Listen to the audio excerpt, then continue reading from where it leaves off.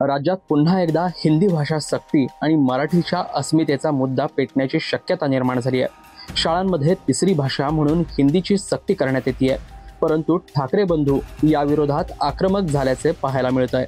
तर केंद्र सरकारकडून हिंदी भाषा सक्ती केली जात असल्याचा आरोप होत असताना राज ठाकरे यांनी राज्य सरकारच्या हिंदी सक्तीच्या निर्णयाविरोधात 5 जुलै रोजी मुंबईत मोर्चा काढण्याची घोषणा केली होती। हिंदी सक्ती विरोधातील या मोर्चामध्ये आता उद्धव ठाकरे आणि राज ठाकरे हे दोन्ही भाऊ एकत्र दिसणार आहेत। शिवसेना उद्धव ठाकरे गटाचे नेते संजय राऊत यांनी याबाबत ट्विट केलंय, त्यामुळे राजकीय चर्चांना आता उधाण आलंय। राऊत यांच्या या ट्विटनंतर सध्या राज्याच्या राजकारणात याचीच चर्चा रंगली आहे। विशेषतः राज ठाकरे आणि त्यांच्या मनसेने मराठी भाषा आणि अस्मितेच्या मुद्द्यावर यापूर्वीही आक्रमक भूमिका घेतली आहे, तर दुसरीकडे उद्धव ठाकरे यांनीही महाराष्ट्राच्या भाषेच्या आणि संस्कृतीच्या रक्षणाची भूमिका सातत्याने मांडली आहे। त्यामुळे ठाकरेंचा मुद्दा महत्त्वाचा आणि राज्याच्या हिताचा असेल तर या मोर्चात सहभागी होण्याचा विचार करू, असे राष्ट्रवादीचे सर्वेसर्वा शरद पवार यांनी सांगितलंय। दोन्ही ठाकरेंची स्टेटमेंट वाचली, मी मुंबईला गेल्यावर त्यांचं म्हणणं काय ते समजून घेणार आहे। पण त्यांनी काही कार्यक्रम जाहीर केले, त्यांनी हेही जाहीर केलं की त्या कार्यक्रमामध्ये विविध राजकीय पक्षांनी सहभागी व्हावं। जर सहभागी व्हायचं असेल तर नक्की त्यांचं धोरण काय हे समजून घ्यावं लागेल।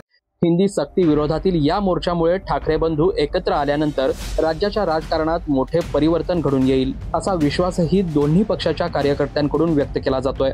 तर मराठी भाषेसाठी, मराठी स्वाभिमानासाठी मराठी माणूस एकत्र येत असेल तर त्याचा आनंदच आहे, असं मत आमदार सतेज पाटील यांनी व्यक्त केलंय।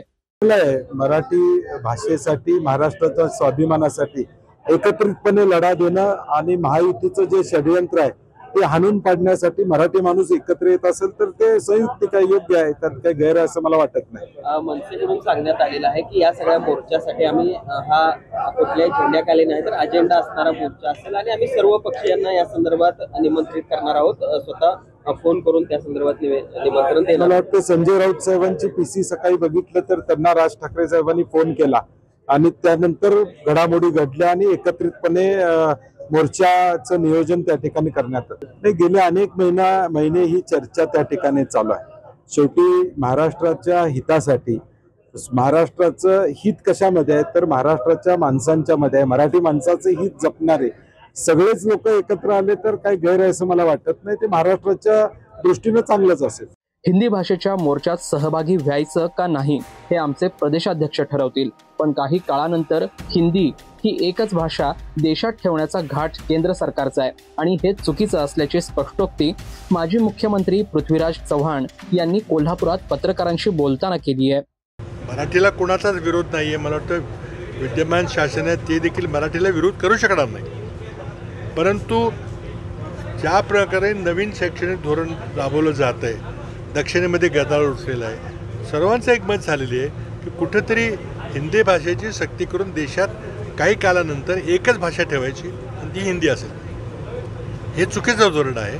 मला वाटतं 3 भाषेसूत्र आपण पहिल्यापासून स्वीकारलेलं आहे, पण हिंदीची सक्ती करता कामा नये। आता थोडा बदल केलेला आहे, ठीक आहे, तो त्यावर विचार करता येईल आपल्याला। मोर्चामुळं ते एकत्र येतं असं नाही आहे, ही चर्चा बऱ्याच दिवसापासून चालू आहे की निवडणूक डोळ्यासमोर ठेवून, मुंबईची निवडणूक डोळ्यासमोर ठेवून आपण एकत्र आलो तर आपली काही दोघांची काही संख्या वाढेल वगैरे असं काय। आता घरातलं भांडण आहे, वाद आहे, एकत्र आलं तर आनंदाची गोष्ट आहे, त्यात काय हे पण आमची जी महाविकास आघाडी आहे त्या महाविकास आघाडीचे घटक हे उद्धवजी ठाकरे आहेत, त्यांनी कुणाबरोबर आणखी युती करायची त्यांचा प्रश्न। दरम्यान राज्यात हिंदी सक्तीच्या मुद्द्यावरून वातावरण तापायला सुरुवात झाली आहे। उद्धव ठाकरे यांच्या सहभागाने पार पडणारा हा मोर्चा आणखी बळकट होणार आहे, तर ठाकरे बंधूंच्या पुढील पावलांकडे सर्वांचं लक्ष लागून राहिलंय।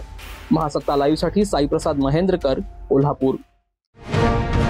अशाच ताज्या अपडेटसाठी महासत्ता न्यूजला सबस्क्राईब करा।